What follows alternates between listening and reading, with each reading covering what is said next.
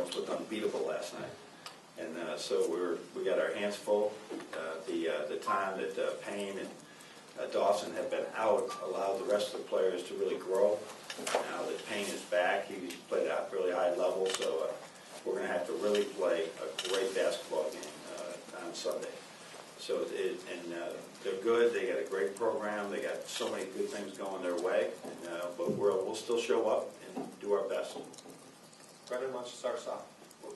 With Michigan State, when you see a team who, one game goes 5 for 24 on threes and then goes 17 for 32, when they're that kind of erratic, and it's been that way for a few games now, does that dictate how you game plan, or how do you handle that? That's what we always have to answer those questions to people. How do you figure that? You just don't figure those things. I mean, it's just so hard to even predict what your own team's going to do, let alone what another team's going to do. And I should assume that they would have loved to have a couple of those threes against Nebraska, and they couldn't knock them down. As Nebraska's defense was really good, or was it just a matter of luck? So we got to prepare for the team we saw last night. John? To that end, I mean, you got a Payne who can give you fits inside, but they can also step out and hit the three. Just talk about the challenge. It's really hard to guard teams with, as we found out with Kaminsky in Wisconsin, to guard teams that can go inside, outside at their 5 position. It's the way we had success back in a lot of the places that I've coached, and we haven't had that 5-man shooting since Deshaun Sims was here. Shot the heck out of it, and that gave people matchup problems. So it's difficult to do it. We got to just find ways to get there, and a lot of hustle plays involved, a lot of early reads you have to make, and you have to take some chances here and there. What do you think fueled the last win, and what are those elements that you think you can take into this one? I don't win against them. Okay. I think there was some sudden change going on at Michigan State. It happened to us before when Corey Lucius came out, that all of a sudden Brandon Dawson wasn't there, and Payne hadn't been there. And I think those can be catalysts sometimes. They could also take a minute to just get reacquainted to it. But we played very well. We made tough shots. We made guarded shots. But our defense was really good. And maybe that was because they were sort of transitioned into a new lineup. But our defense was better in the second half, and then we get our fast break going. Chris? What did you learn from the Wisconsin film, and what did you take from it? Oh, first of all, the Wisconsin was really good. I mean, really, really good.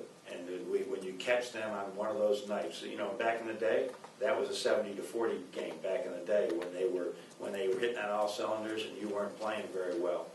So feel fortunate that we at least made that comeback. But other than that, not a whole lot of things. We got to be quicker in some areas. We have to see things. Maybe it's only a step or two, but you should see things happening a little bit earlier. We have to certainly play with a certain sense of urgency in those games. And like I said, it happens to teams in February like crazy. It happens to you all the time, but you see it more right now, and people get hit right between the eyes before they realize that maybe there's some things we got to do a little bit better. Andy? Obviously, Nick has faced some pretty intense defensive focus from teams. That State game stands out as one where he kind of picked his spots and was really efficient. What did he do against Gary Harris to have the kind of game he had? Well, some of the scores he had, Gary was not on him. So Gary is really a great two-way player. But at the same time, he's got to really do a good job of getting open, and cannot just allow himself to be guarded sometimes. Even if the harder you work to get open, the harder they got to work. That Gary Harris got to guard you. We don't need Gary getting any more rest than he needs. So there's a lot of things that Nick can do, and we can do with Nick, and his teammates can do. Rod? What's been the feel this week, having not had a game since Sunday, but you almost get a little bit lazy with it, but then you also want to chop at the bit a little bit because you know who you're playing? Yeah, it's been a very different feel because of the fact that we were playing with rhythm, but we were really tired. But then you get rest, and somehow you're even tired after the rest. So it's been difficult. Now we'll go into a normal 2-day prep, which this should get our rhythm back, hopefully, because we practiced on and off all week trying to get them rest and repair and yet work on some fundamentals. So it's been a different week. I'd prefer not to have a bye week. I prefer to just play twice a week But it didn't happen, so we just gotta, I think we did a good job handling it. Now we'll see how we do the next 2 days. John, I think you guys have won 5 of 7 against Michigan State, 5 of the last 7.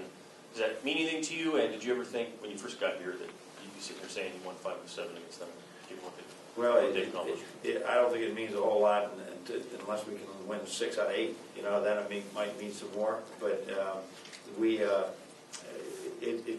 they're one of the great programs in America. And so if we can beat them in any amount of time, not comparing how many wins, how many losses, that we can play with them, we can win on their court, we can beat them here, which we've been able to do on all last-second plays, then we're making strides in the right direction, because they've been a benchmark for a lot, should be a benchmark for a lot of programs, because they've been so successful over the last couple of decades.